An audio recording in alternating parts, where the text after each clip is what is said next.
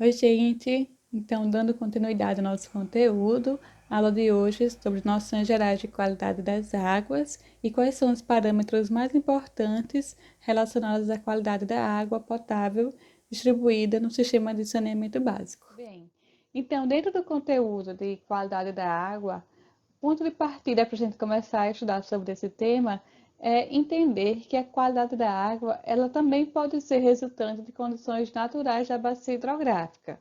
Como assim? Bem, a gente tem um ciclo hidrológico que ocorre naturalmente e nesse ciclo hidrológico a água passa por diversas etapas, né? Evaporação, condensação, a precipitação, escoamento superficial e subsuperficial, infiltração e assim continuamente. E nesse processo, a água interage com os outros sistemas. Lembra lá que a gente vive meio ambiente, que é um conjunto de sistemas, biosfera, litosfera, atmosfera, hidrosfera, que estão sempre interagindo, interligados, são interdependentes, enfim. Então, se a gente for avaliar aqui, né, o espaço do ciclo hidrológico na bacia natural, a gente tem que, por exemplo, quando a água da chuva ela cai, né, sobre o solo, antes de atingir o solo, ela passa pela atmosfera e os gases que estão na atmosfera são incorporados às gotículas de água e nisso há uma modificação na qualidade da água. Além disso, a gente pode citar como exemplo quando a água escoa superficialmente no solo e leva junto consigo, né, areia ou alguns metais através de dissolução de rochas. Então, há uma interferência, uma modificação na qualidade da água com relação às características naturais da bacia hidrográfica.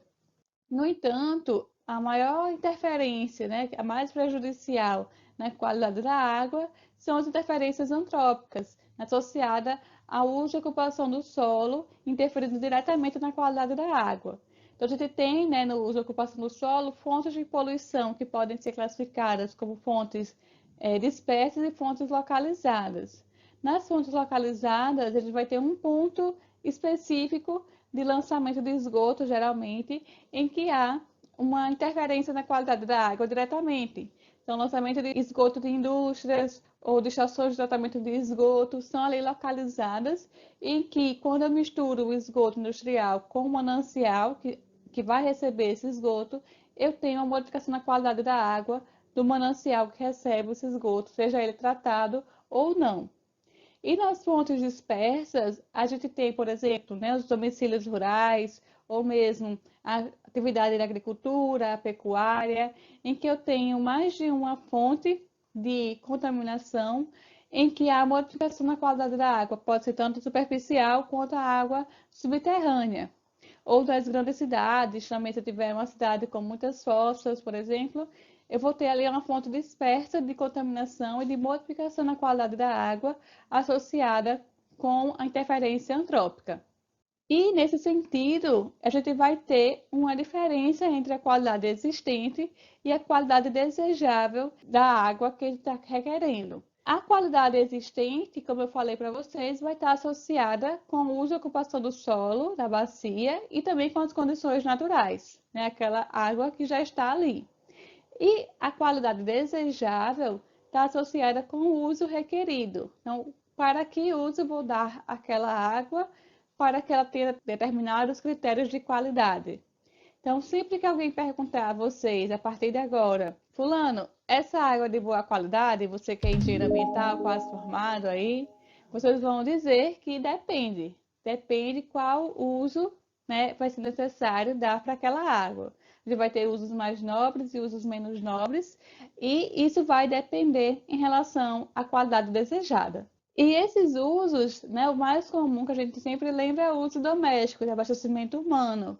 No entanto, a gente vai ter também outros usos da água, por exemplo, abastecimento industrial, ou mesmo irrigação, alimentação de animais, recreação e lazer, criação de espécies, por exemplo, geração de energia elétrica, navegação ou diluição de esgotos. E aí, nesse caso, né, cada uso desse vai ser necessário uma qualidade de água diferente. Nesses quatro primeiros casos, aqui a gente tem que eles implicam retirada da água, ou seja, estou retirando água do manancial utilizando para outro fim. São chamados os usos consultivos, e os demais não precisam retirar água do manancial para fazer o uso daquela água, né? São os usos não consultivos. Vocês devem ter visto isso em hidrologia. Bom, dentre esses usos, né, a gente vai ter o abastecimento doméstico e o abastecimento industrial requerendo tratamento prévio. O que isso significa? Que eu preciso modificar a qualidade da água e tratar para uma qualidade desejável. E é importante a gente lembrar que um manancial ele pode ser destinado a mais de um uso. O que é que isso significa? Eu posso ter o mesmo rio e que nele eu faço tanto a geração de energia elétrica quanto uma captação para abastecimento doméstico. E aí, qual a qualidade desejada, então, para esse mesmo manancial? Vai ser aquela do uso mais nobre, né? Que seria o caso do abastecimento doméstico. Preciso deixar, né, aquele manancial em qualidade adequada para ser tratado e utilizado para abastecimento humano, por exemplo. E o uso menos nobre, né, a gente vai ter aqui nessa classificação, o abastecimento doméstico seria o uso mais nobre e a diluição de despejo seria o uso menos nobre. Eu preciso, né, atender a qualidade da água para o uso mais nobre, sendo que eu posso ter mais de um uso para o mesmo manancial, né? A questão dos usos múltiplos. E aí isso limita, por exemplo, qual a atividade secundária que eu posso dar para aquele manancial, resguardando a qualidade para o uso mais nobre do abastecimento humano. Então, a gente tem aqui as rotas diferentes do uso da água.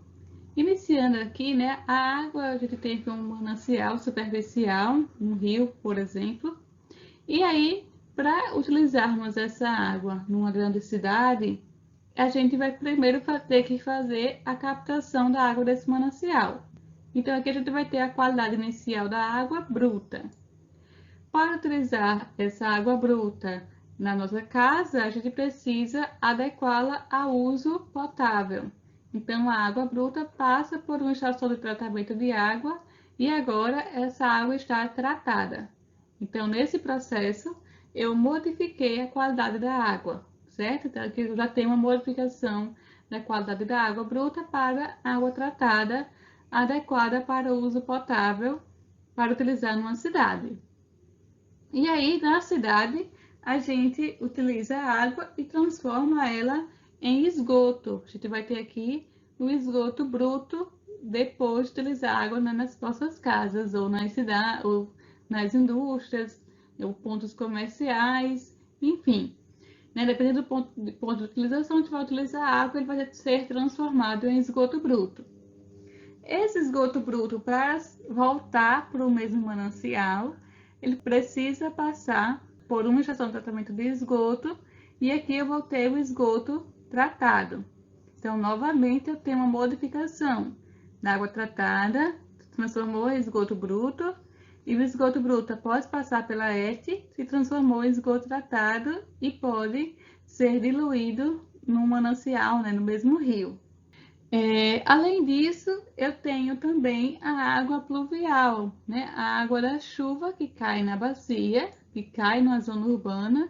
A gente vai ter estruturas de captação e transporte da água da chuva, né? As estruturas de drenagem que coletam essa água e devolvem para o mesmo manancial. Então, aqui eu tenho também uma aplicação da água que cai, né, no solo, interage com o solo de uma região urbanizada e eu tenho também a modificação da qualidade da água pluvial sendo lançada nesse corpo aquático aqui em cima. Em seguida, a gente também pode ter como modificação da qualidade da água a questão do reuso. Então, no lugar de eu tratar o esgoto para lançar no manancial e fazer diluição, eu posso utilizá-lo para reuso. Né? Esse esgoto aqui, por exemplo, o esgoto bruto da cidade, passa pela ET e a ET transforma esse esgoto para eu conseguir utilizá-lo como um reuso agrícola. Então, eu também tenho uma modificação da qualidade da água. Nesse caso, eu posso tanto fazer o reuso por exemplo, para a agricultura, né, o reuso agrícola em áreas rurais, como eu também posso fazer reuso aqui na própria cidade. Fazer reuso de esgoto tratado, por exemplo, para as indústrias. Isso é aplicado, por exemplo, lá em São Paulo. Além disso, eu também posso ter uma modificação de qualidade de água, por exemplo, em relação à água subterrânea, aqui embaixo. A água subterrânea, captada aqui por poços, na sua forma bruta, passa pela ETA e se transforma em água tratada, utilizada, né, em uma cidade e vai ser transformada em esgoto bruto e posteriormente esgoto tratado, ou utilizado para reuso. E eu também posso ter sistemas individuais que modificam também a qualidade da água. Um poço de água subterrânea, utilizado numa casa, e aí essa água se transforma em esgoto, e esse esgoto é lançado aqui numa fossa para infiltrar no solo, e aí, né, através da infiltração, esse esgoto ele chegar de volta ao manancial subterrâneo. Então, nesse exemplo aqui, a gente tem várias modificações da qualidade da água, dependendo do uso que é dado para esse recurso. E aí, qual a importância do engenheiro, né, de vocês, engenheiros ambientais e civis, nesse processo de rota de exposição do uso da água? É acompanhar, né, o planejamento, projetos, execução e controle de obras para manter a qualidade da água de acordo com o uso desejado.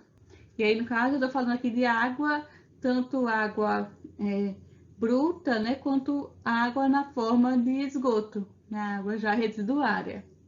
E aí, por que é tão importante avaliar a qualidade da água? Primeira coisa, para a gente conseguir garantir que a água fornecida ela é suficiente para aquele uso, né? Que ela vai ser adequada, vai ter condições sanitárias adequadas a ser utilizada para aquele determinado uso. Se for o uso, né, abastecimento humano, a gente precisa garantir que a água seja potável, adequando as características da água bruta para se conseguir utilizar para esse fim sem nenhum risco sanitário. Como é que a gente faz essa avaliação da qualidade da água?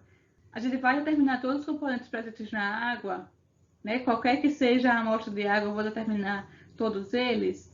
Não.